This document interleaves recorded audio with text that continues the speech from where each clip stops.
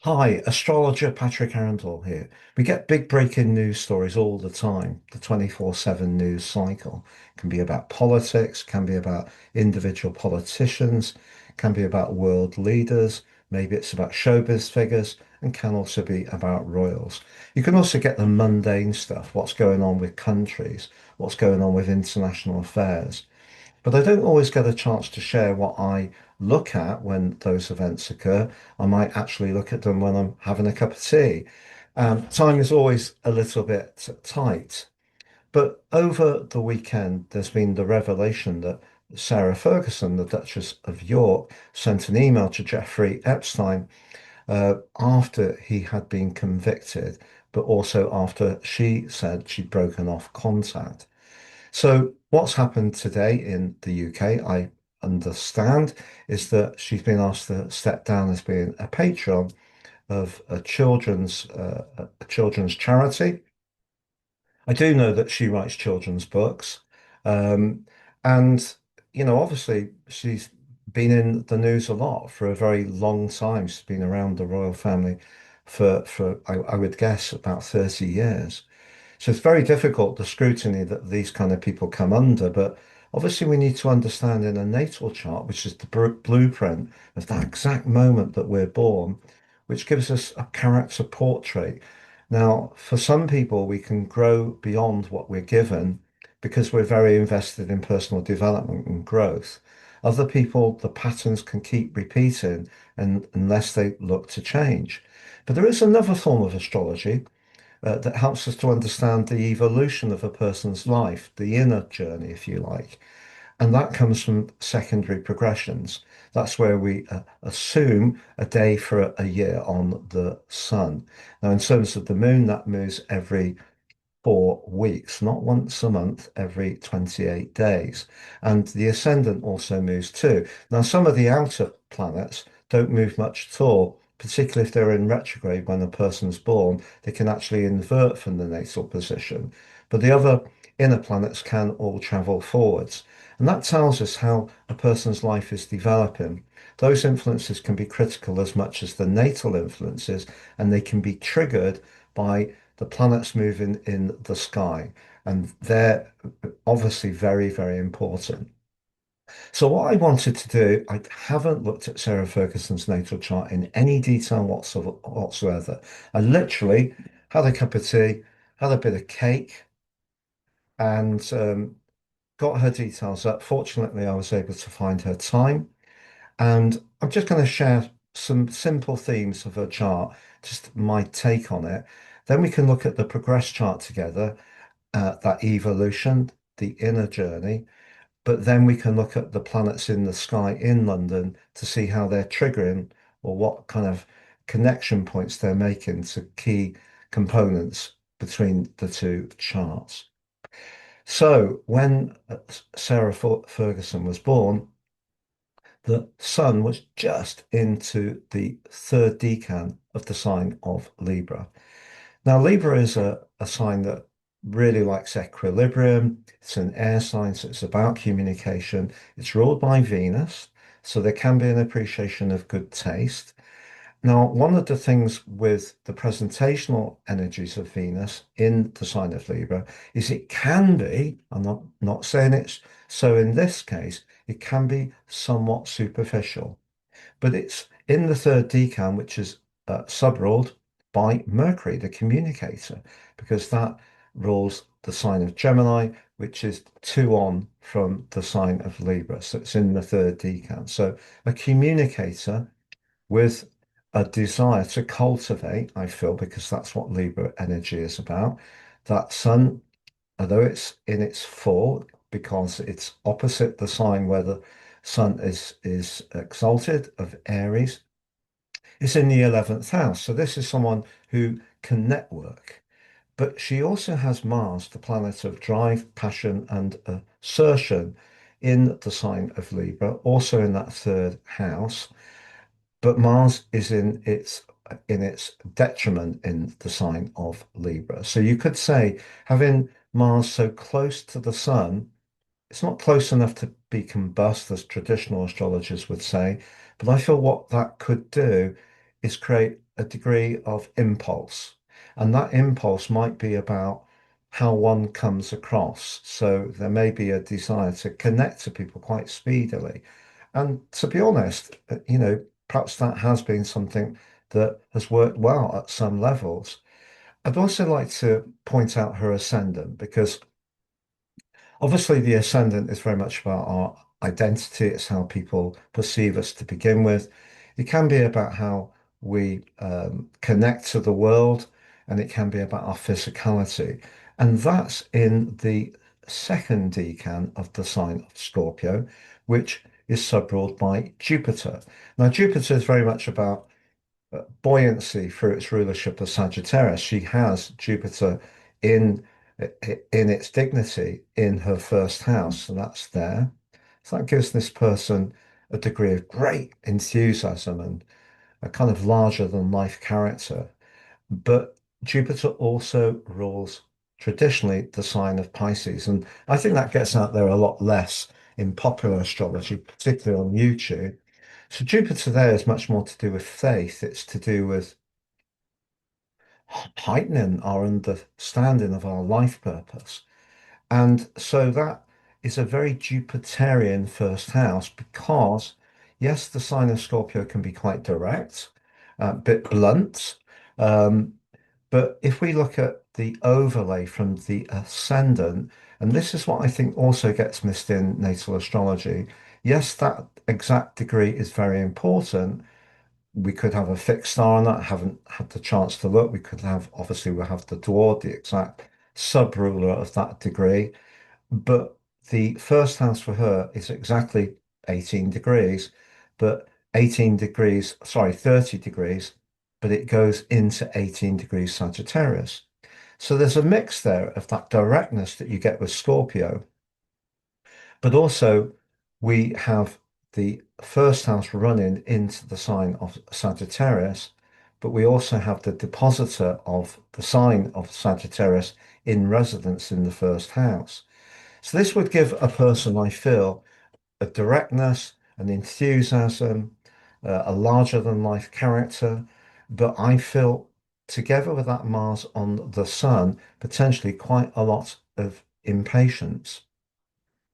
The other thing that comes up for me in this chart, intriguingly, with the Sagittarius larger than life energy and that kind of ability to connect to people through Libra, is that Neptune and Mercury are pretty close together, but in the 12th house. And this is very important with this email that's been sent because Mercury and Neptune, when they're together, can give great sensitivity, great compassion. Mercury in Scorpio can be very good for business, I feel, because it's able, if you didn't have Neptune in the mix, it's able to turn up the detective's collar, dive deep, grapple with the details, and really think very strategically.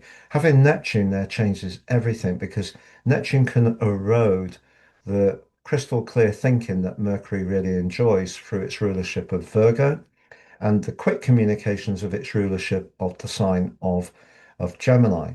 So what you can get there, I think, is the potential. I don't mean this unkindly. This would be true of any person.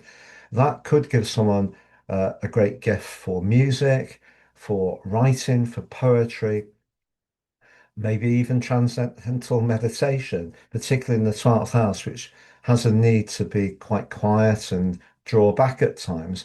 But maybe the downside of Neptune and Mercury together here is it can distort. It makes it much more difficult to maintain our clarity that Mercury is looking for. And so, therefore, in that combination, because Mercury, for its rulership of Gemini, could be said to be the trickster in some ways, it's the magician. So, here I feel that, that is a very tender combination. Now, to be fair to Sarah Ferguson, she does have links between these guys up to her 10th house cusp. Now, again, in astrology, on YouTube particularly, everyone dives in on the ascendant. I can assure you the 10th house cusp is just as important. So her 10th house cusp is in the pristine sign of Virgo, and that means that that's very much about being crisp, being organized, but it's also about potentially providing services. And these two do link well with that. And that could be where she uses her imagination to project a story upwards and outwards.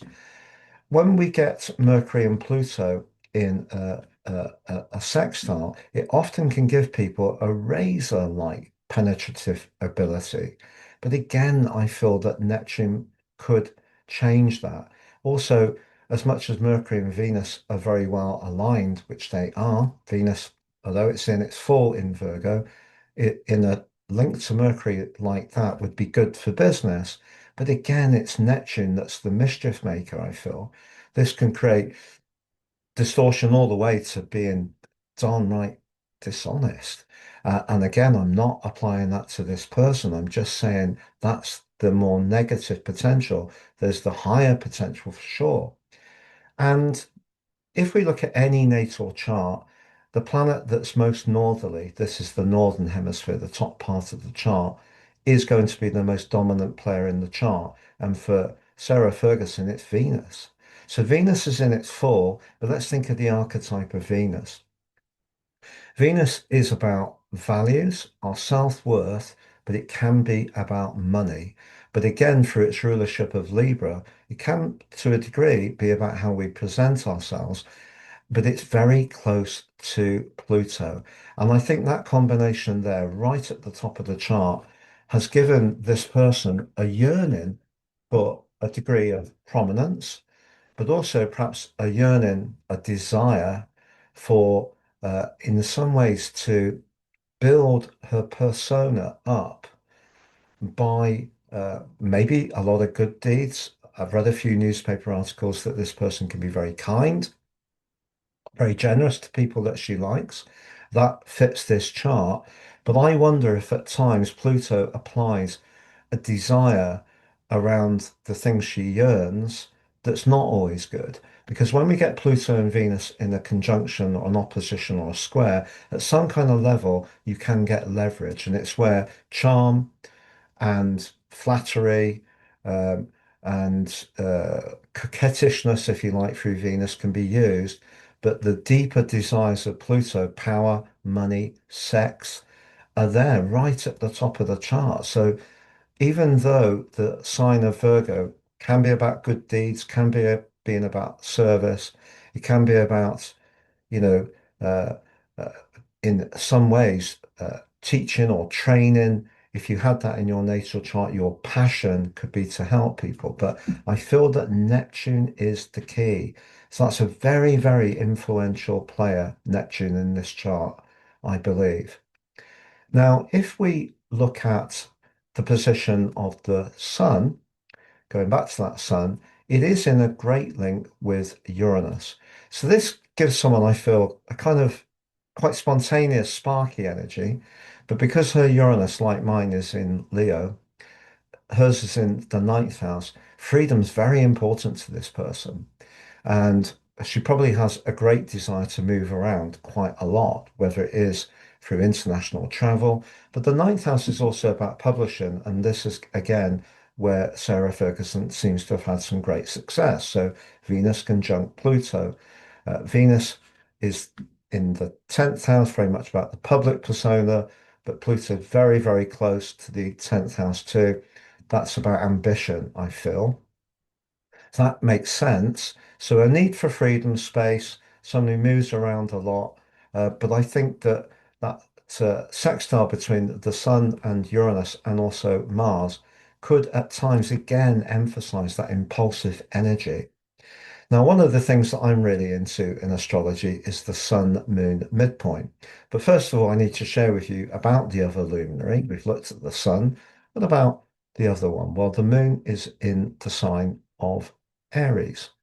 But intriguingly, it's very close to the South Node, and they're in the fourth house. So the Moon in the fourth house, not dependent on the sign of Aries, will give someone a real appreciation of family. And from what I've read again, seems to be very close with her ex-husband and also with her two girls. And the South Node is where we retreat, where we're not sure. So I think probably a pattern in her life has been a lot of out there stuff, and then a lot of retreating. But the moon in Aries again adds to that sense that this could be someone who might be somewhat impulsive. But if we think back to Sarah Ferguson's early life, Saturn, the planet of limitation, is in the second house. Now it is domiciled just like Jupiter is in Capricorn, but in the second house, that may have had an impact on her self-worth. And Saturn in the second house all day long, that can be struggles around finance. So if we take that position with the moon and the position of Saturn, they're around about 5 degrees apart. Now, some astrologers, particularly on the luminaries and Saturn, would go all the way to 10 in terms of the orb. I don't really like to look much beyond 7 or 8. You got to be mindful of it if it's there, but that's pretty tight. So I would say around her emotional life when she was younger, there may not have been much nurture, or maybe there were very strict edicts about how or who she should be, because the second house is, so as the first house is very flamboyant. Um, that Jupiter influence, very, very flamboyant. But I think underneath that, there may have at times been a lack of self-assurance. And that square between Saturn and the moon, again, I've got to be honest, I think there were not always, I don't think her mother was always that available for us. So I did know that. And we also have Saturn in a T square, and this is really important in her natal chart between the North Node, which again is given her a desire for fame and acclaim. It's in the 10th house, and Saturn afflicts that as well. So, whether it's to do with a public persona, you could say that Saturn's in a more stable link with Venus, a bit broad, but it is there. But that square is quite tight, about 3 degrees.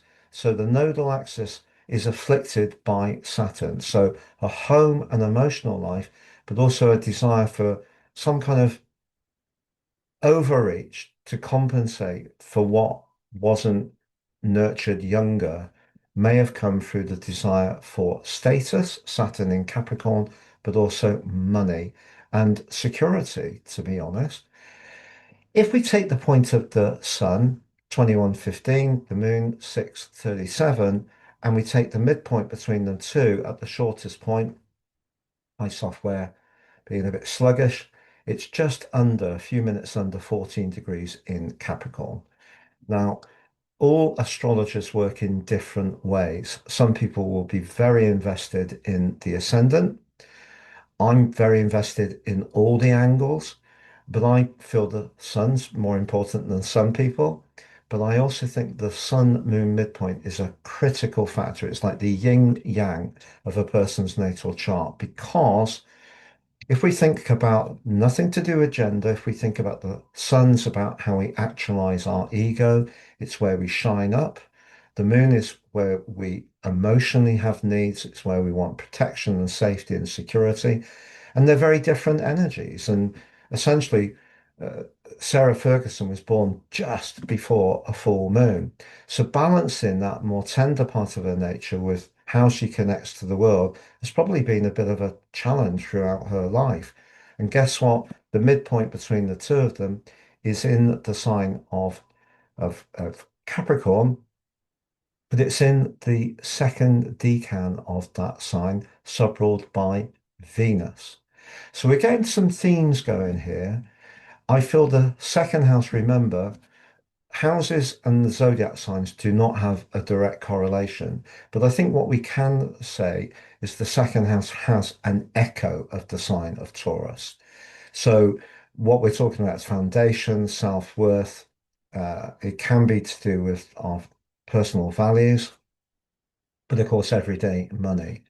So that midpoint is in the second house, emphasizing again the need to feel secure, stable, and make sure that things are working in a solid way. So at 14 degrees, do we see any challenges to that? Um, Not really directly on that midpoint. Maybe a bit of a quincunx with Uranus. So the second house energy, if we're thinking about money, the sign of Capricorn is much more business led and usually has a reputation for being quite shrewd and cautious. But again, having Uranus in that sextile to these two guys and having that Jupiter in the first house sees a person who's very flamboyant at some levels, but underneath that, probably with a great desire to build up resources. But I feel that Uranus, yeah, that's quite close. That's 14 degrees, so it's 6 degrees, so that's tight. So what you've got is an incompatibility between the values and perhaps some of the moves. Uranus in Leo definitely can be, maybe because I have it, it's someone who might have some unusual ways of connecting to the world, like I have it in the 10th house. The astrology is perfect for that. The ninth house there might be someone who finds it a bit difficult to listen to solid, old-fashioned advice. And that ninth house can also be legal matters as well and contracts. So they're not really uh, integrating in a very strong way.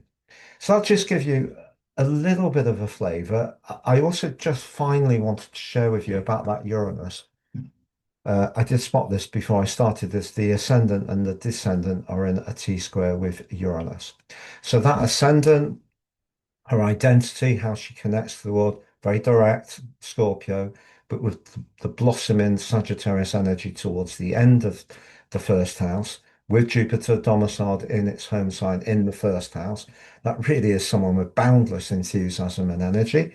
Um, but if we take the descendant, is quite a strong desire to perhaps connect to people who may bring stability into her life. Um, it's in the second decan, so a mercurial influence because of the rulership of Virgo. So you can see she also has Black Moon Lilith intriguingly in the seventh house. So maybe some desires at times to connect with people haven't always been for the best. But anyway, that Uranus there is triggering those two, just like Saturn is triggering the North Node and the South Node. So those are very much to do with her self-worth and value, how she connects to the world, how she nurtures herself inside. And this one here, Uranus, finds her someone who's constantly changeable, probably quite unpredictable, someone who at times probably has some absolutely brilliant ideas, but maybe very rapidly changing. So an exciting personality, but not necessarily helping to just cool things down to make more structured and thoughtful decisions. Just very, very briefly, I also believe the midpoint between Venus and Mars critically important. I mean, some astrologers are even more into midpoints than me. You can go ascendant and midheaven. That's a really important one. Uh, you could go on and on. But if we take the midpoint between the passion of Mars and the desire, which of course can be about sex, and we also take the position of Venus, so they're both in positions that are not at their best. So Mars is in its detriment, Venus is in its fall, and the midpoint between them is at 2 degrees in Libra. So she gets a bit of relief there because Venus rules the sign of Libra. And I feel that's the balance of what someone would want around maybe money, maybe how they dress. It could be around the type of relationships they build. It could be to a degree around their values, but it's certainly a combination of desires. Guess what? It's in the 10th house. So this person has got quite the Libran vibe. It's that Venus Mars midpoint, the North Node, the Sun, and the position of Mars. She has the ruler of Venus right at the top of the chart as the most dominant player in the chart. And, we can see the second house energy is again Venusian. So whether it comes through Libra or it comes through Taurus, Libra is very much the communicator, the connector, the relator, could be around her writing, but the second house energy much more to do what the outcome is. So the yearning for financial stability, essentially. But within all this chart, a lot of energy.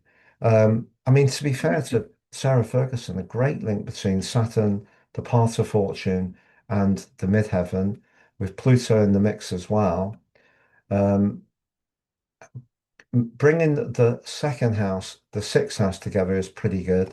The ninth house, I'm using Placidus, is much more challenging. You could say they link better with Venus. So there have been things that she has been very successful around, obviously, the writing being one. So let's have a look at that evolving chart. So you can see in her evolving chart, the sun is at 27 degrees in the sign of Sagittarius. So essentially, over the last 27 and three-quarter years, Sarah Ferguson has had her progressed sun in the sign of Sagittarius. I should have done this before I started. I apologize. So we just about to have a birthday. So,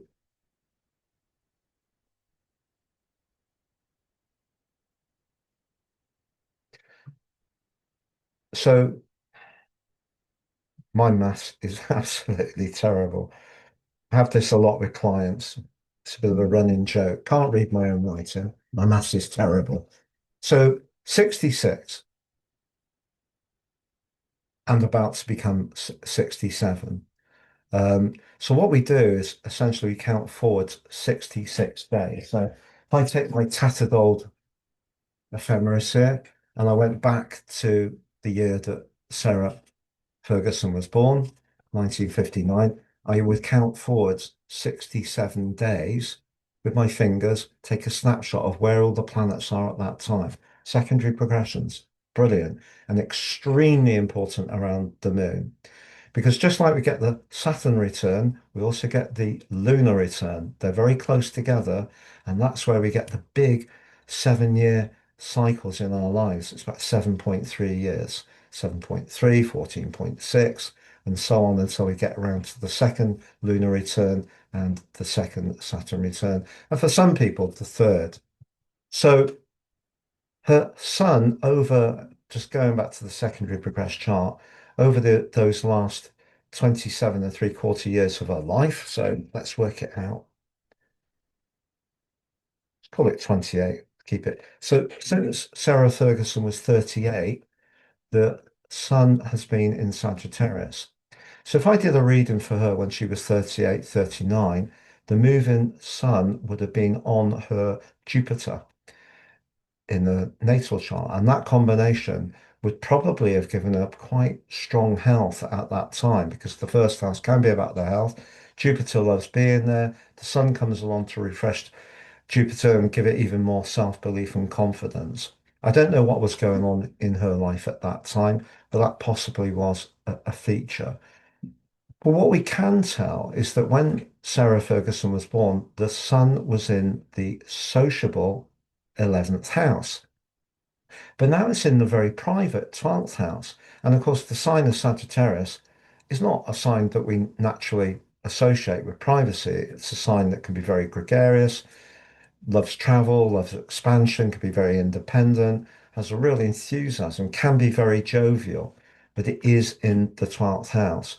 So this may have meant that at times over those intervening years, I don't know whether it's been in the 12th house for the whole of that time. I haven't had a chance to look, but certainly recently there may have been a time at times when that moon in the fourth house in the natal chart is amplified for a need for a bit of privacy. But look at Saturn. Saturn's still in the sign of Capricorn, where it was when she was born, but it's in the 12th house now. Before it was in house two. The 12th house in Saturn is not an easy hoe. If we think about the 12th house, it can be about secrets, it can be about secret enemies in traditional astrology, betrayals. It can be about anxiety, depression, can be about illness, hospitalization, all those things. It's a really quite striking place for Pluto, for Saturn to be, sorry. Now, intriguingly, she does actually have a very strong link between Pluto and Saturn. And Pluto, which can be about money, is in the sign, or sorry, the house of business, and it's in the precise Virgo still. pretty close to a part of fortune, which has moved on from the sign of Taurus when she was born. But having these two in the 12th house is intriguing with what's going on at the moment. But also, if you recall, when we looked at Sarah Ferguson's natal chart, the most dominant planet in the chart was Venus, being at the top of the northern hemisphere. And guess what? Venus is there still, but it's in the ninth house. It's not it's not in a conjunction, a very exact conjunction with Neptune, but it is pretty close. But that's very, very powerful still. She has a lot of energy in Sagittarius beyond the sun. Jupiter's still there. You can see it's moved from 1 degree, about 57, I think, to 1609 across those 66, 67 days of the progressed chart. But having Mercury and Mars together is really positive, I would say. Having Mars in Sagittarius that's not afflicted would give someone a lot of physical vitality, enthusiasm for life, maybe even a love of sports. Um, but having Mercury and Mars together there would be terrific for publishing. So that could be part of the narrative that's fed into why she's done the children's books. And you can see on the whole, this chart is very northern hemisphere. Intriguingly, the progressed moon, so that moves 1 degree every 4 weeks.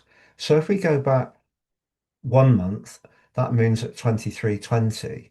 If we go back two, it's 2220. If we go back three, it's 2120. If we go back 4 months, it's going over her progressed Uranus position. And because of where you can see that hasn't really changed.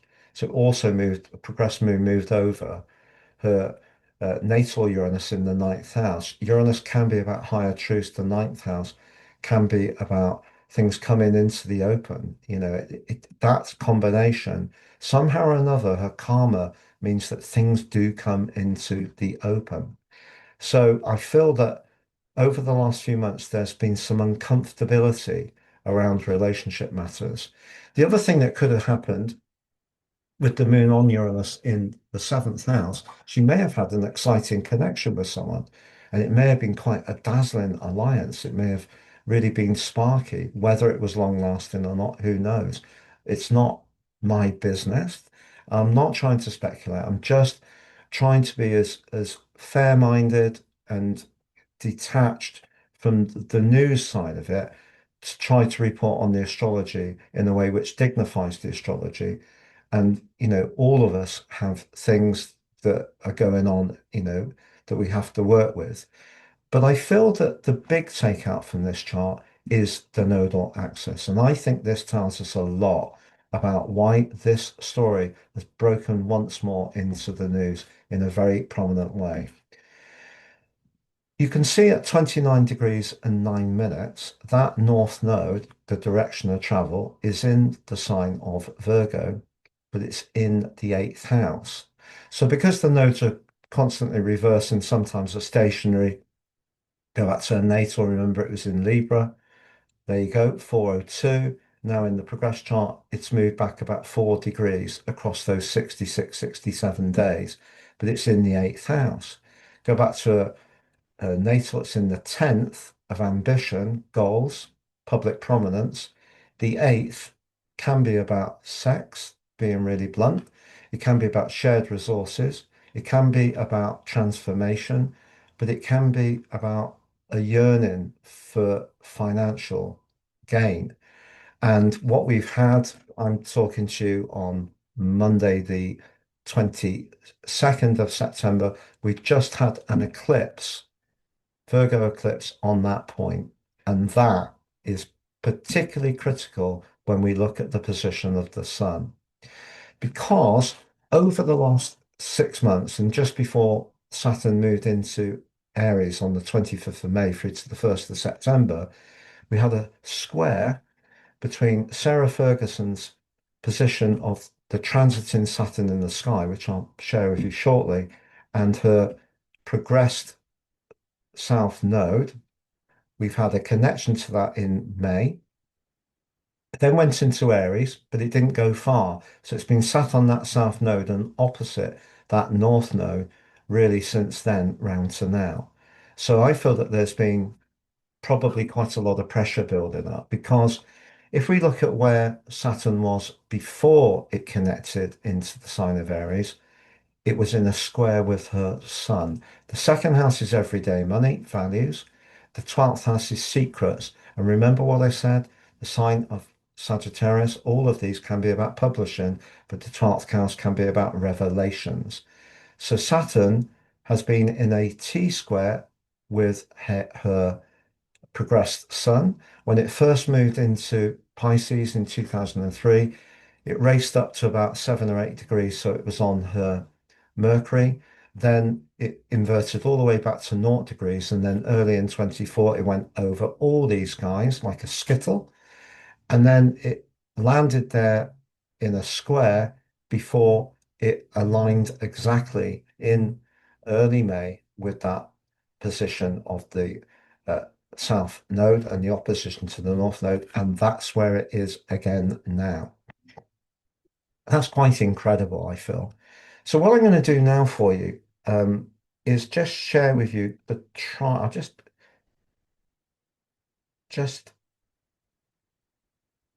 pardon me. I'm not the greatest with technology. So I'm just going to get rid of this pop-up tray. I should have done this earlier. You might not be able to see it, but it gets in the way with Zoom.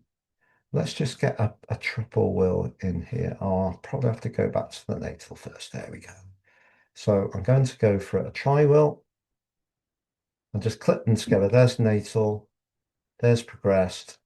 As I said, I didn't plan this at all. And here's the moving chart. So let's just move my good self up a little bit. Right. So let's just take the sky as it is at this precise moment. So the sun is just about to go into the sign of Libra. We're going to have the autumnal equinox in the northern hemisphere, the vernal equinox in the south, the start of the new 13-week cardinal quadrant 3, because Western tropical astrology starts on the vernal equinox. So basically on the spring equinox. So it's predicated on the seasons, and therefore the sky above is symbolic. So when we have the constellations, when people say about that 13th zodiac sign and all this kind of stuff, Western tropical astrology is not, it's like comparing not even apples with bananas. It's like they're so different. Um, because obviously we're not taking into account the tilt of the earth and the precession of the equinoxes. Guess what? There is an astrology for that, sidereal, more popularly known and used as Vedic. So Western tropical astrology, with the sun returning to Libra, is about fairness, balance, but also justice. And that's intriguing because as this event has occurred today with the revelation over the weekend and the children's charity, asking Sarah Ferguson to stand down, that position of the sun is in a conjunction with her progressed north node. But look at Saturn. So Saturn is in an opposition with the sun, but in her chart, the sun's in the 10th house of public prominence. The fourth house is her home and emotional life. Saturn is the greater malefic. Saturn doesn't like being in Pisces. Pisces doesn't like Saturn's desire for framework and structures because of the more mystical energies, particularly of Neptune. It tends to sort of resist any kind of framework. It's limitless. And that's what makes Pisces energy so incredibly fascinating. But Saturn, no doubt about it, can be the planet of outcomes and consequences. And because Saturn itself is coming to the end of its journey, that it began 29 and about quarter years ago, it will reach the end of that journey on the 14th of February next year when it moves back into Aries. It had that brief sojourn from 25th May, 1st of September. So when Saturn moves to start its journey, it's a whole 29 and a half year, or 29 and a quarter year cycle. So what we're getting is because on her progress chart, Saturn is on that point. I think Vedic astrologers would say particularly that that's really, really challenging, particularly in the fourth house, So you're seeing things, and Neptune's in the mix as well. Remember, Neptune, I think, is a big, a big player in her natal chart. So Neptune is also very close to uh, her North Node in her natal chart. She's had a nodal return. Uh, Probably it would have been at the end of 24, just at the very, very start of January this year. She had her nodal return, or sorry, she had her reverse nodal return. So that's the first time for about about 9.5 years. And Saturn's in the mix along with Neptune. So a lot of uncertainty, the potential I feel for destruction around her emotional and home and family life, and the desire for prominence, which is so strong in this person's chart, is really being held to account by the planets.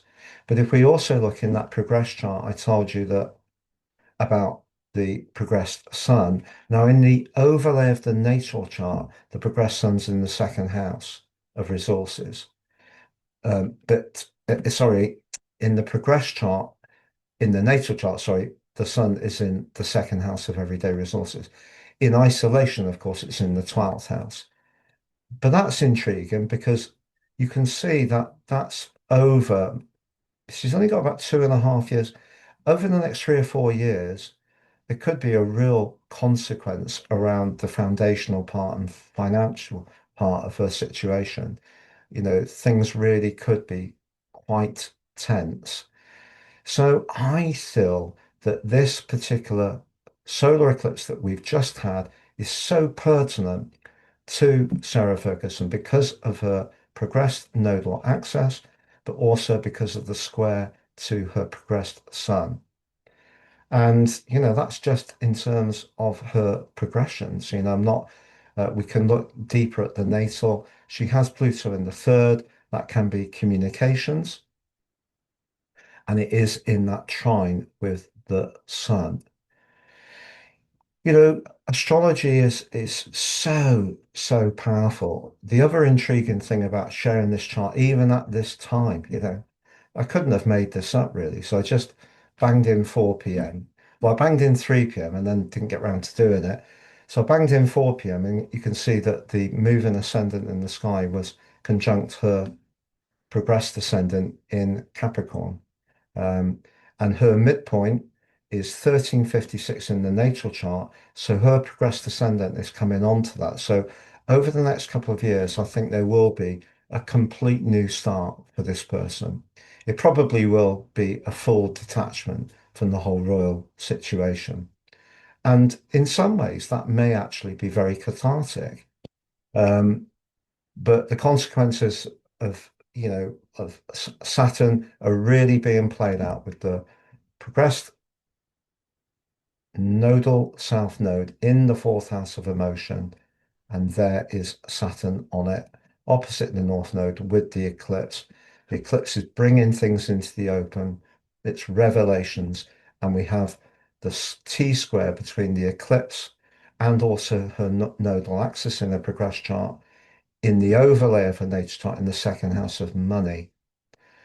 So that gives you a flavor of how it works with how I look at a natal chart, how I work with the progress chart, how we can look at transits. I just should look at Uranus in the seventh house of her natal chart in an exact conjunction with Black Moon Lilith. Black Moon Lilith, the things that we yearn for that maybe aren't always good for us. And, in Gemini, we can make very quick decisions.